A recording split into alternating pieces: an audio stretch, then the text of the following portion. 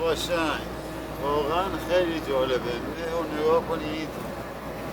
امروز 26 شهریور ماه ساعت 5:30 صبح.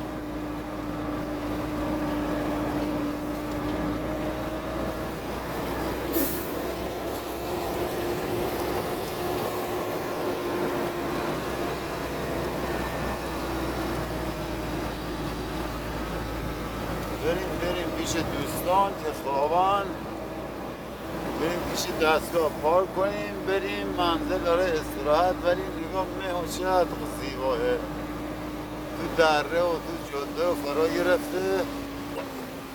خیلی جالبه، خیلی جالبه.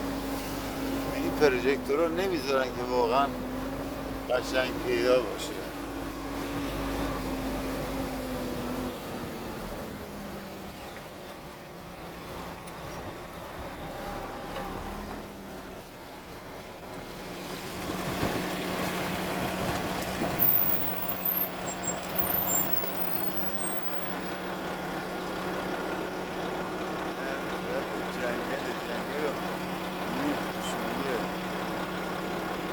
جنگل و مه پوشونده، خیلی زیباه. پارکینگ ماشینا هم امشب وایستادیم نگهبانی اضافه کاری. و اینم جلال یار احمدی خواب در خواب داره با گوشی برمیره.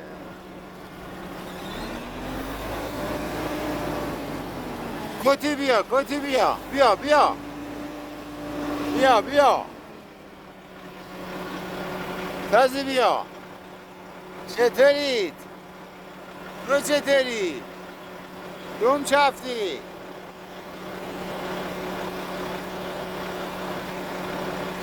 چیه؟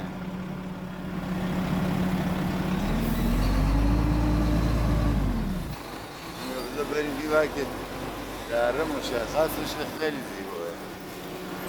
بیورم نگاه نمیدارم رام هستم. این جاده تهرانه، ماشین دارن میان میرن مشخصه. جاده هراز. خداحافظ یا علی، صبح همگی متعالی.